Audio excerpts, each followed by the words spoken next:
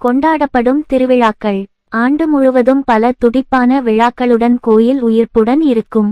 மகா சிவராத்திரி பிப்ரவரி மார்ச் மாதங்களில் கொண்டாடப்படுகிறது. ஐப்பசி பூர்ணிமா அக்டோபர் நவம்பர் மாதங்களில் ஒரு முழு நிலவு நாள்.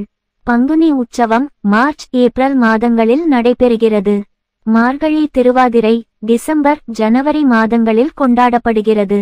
கோயிலின் சிறப்பு. தொலைதூரத்திலிருந்து பக்தர்களை ஈர்க்கும் குறிப்பிடத்தக்க அம்சங்களை கொண்ட கோயில்.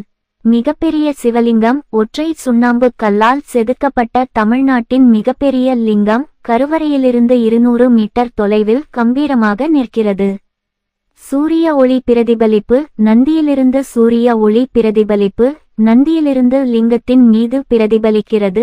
கருவறை இருட்டாக இருக்கும்போது கூட பக்தர்கள் இறைவனை காண அனுமதிக்கிறது. இது தமிழ்நாட்டின் சிற்பிகளின் விதிவிலக்கான திறமையை விளக்குகிறது.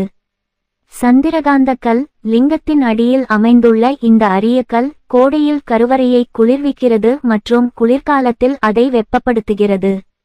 மகத்துவமிக்க அன்னை பெரிய நாயகி தெய்வீக அருளின் 9.5 அடி உயர பிரதிநிதித்துவம். தனித்துவமான நவக்கிரகங்கள். 9 கிரகங்களும் ஒரே கல்லில் இருந்து நுட்பமாக வடிவமைக்கப்பட்டுள்ளன. தாமரை வடிவ அடித்தளத்தில் அமர்ந்துள்ளன. பொதுவான தகவல். கோயிலில் அன்னை சரஸ்வதி மற்றும் அன்னை மகாலட்சுமி ஆகியோர் ஞான சரஸ்வதி மற்றும் ஞான லட்சுமி என்று அழைக்கப்படும் தியானத்தில் போற்றப்படுகிறார்கள்.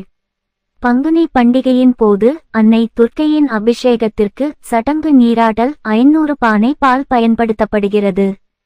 பிரார்த்தனைகள் மற்றும் காணிக்கைகள்.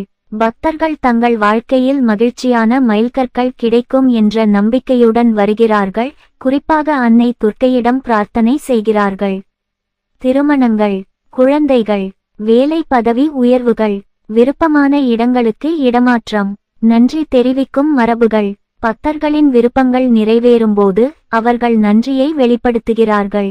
இறைவனுக்கு 14 அடி மாலையுடன் கூடிய 25 மீட்டர் நீள வேட்டி. அன்னைக்கு 9 கெஜம் புடவை. அன்னாபிஷேகம் பாரம்பரியம். ஐப்பசி முழு நிலவு நாளில் ஒரு பெரிய அன்னாபிஷேகம் நடத்தப்படுகிறது. லிங்கத்தை குளிக்க நூற்றுக்கணக்கான அரிசி மூட்டைகளை சமைக்கிறது. இது பின்னர் பக்தர்களுக்கு பிரசாதமாக வழங்கப்படுகிறது. ஸ்ரீ சக்கரம் நிறுவுதல். காஞ்சி முனிவர் ஸ்ரீ சக்கரத்தை அன்னை பெரிய நாயகியின் பாதத்தில் நிறுவிய பிறகு கூட்டம் பெருகத் தொடங்கியது. நவக்கிரக பிரதிநிதித்துவம். நவக்கிரகங்கள் தாமரை மலர் அடித்தளத்தில் தனித்துவமாக காட்சியளிக்கின்றன. இது வலம் வருவதை தடுக்கும் வடிவமைப்புடன் வானவர்களிடம் மனித பணிவை அடிக்கோடிட்டு காட்டுகிறது. துர்க்கையின் வடிவம். தாய் துர்க்கை 20 கைகளுடன் 9 வயது சிறுமியாகத் தோன்றுகிறார். குறிப்பாக மன்னர் ராஜேந்திர சோழனால் செழிப்பு மற்றும் ஆசீர்வாதங்களுக்காக வணங்கப்படுகிறார். கணக்கு விநாயகர். ராஜேந்திர சோழனின் அமைச்சர். தற்போது கணக்கு விநாயகர் என்று போற்றப்படும் விநாயகரின் உதவியுடன் கோயில் கணக்குகளின் நினைவை எவ்வாறு மீட்டெடுத்தார் என்பதற்கான கதை. கட்டிடக்கலை அற்புதம். ராஜகோபுரம் சோழ கட்டிடக்கலையை வெளிப்படுத்துகிறது. நிழல்கள் தரையில் விழாமல் இருப்பதை உறுதி செய்யும் விரிவான கட்டுமானத்துடன். கோயில் வரலாறு. பிறப்பு மற்றும் ஆரம்பகால வாழ்க்கை.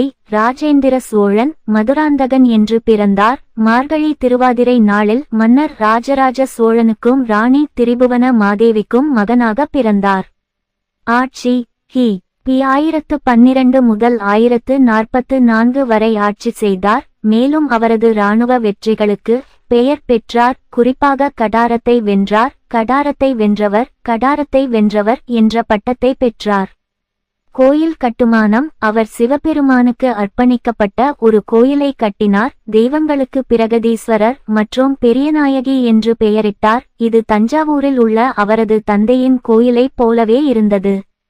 அபிஷேக நீர். கங்கை நதியிலிருந்து பெறப்பட்ட அபிஷேக நீரால் அவர் கோயிலை பிரதிஷ்டை செய்தார். இது அவர் தோற்கடித்த மன்னர்களால் கொண்டு செல்லப்பட்டது. இது கங்கை கொண்ட சோழபுரம் என்று பெயரிடப்பட்டது. கிணறு மற்றும் சிங்க சிலை. ராஜேந்திரன் கோயில் இடத்தில் அபிஷேக நீர் விழும் இடத்தில் ஒரு கிணற்றை தோண்டினார். சோழ வம்சத்தை குறிக்கும் ஒரு சிங்க சிலை இந்த கிணற்றின் மேல் வைக்கப்பட்டது. தனிப்பட்ட சடங்கு. இறைவனை வழிபடுவதற்கு முன் ராஜேந்திரர் புனித நீரை தலையில் ஊற்றி புனித மரபை மதிக்கிறார்.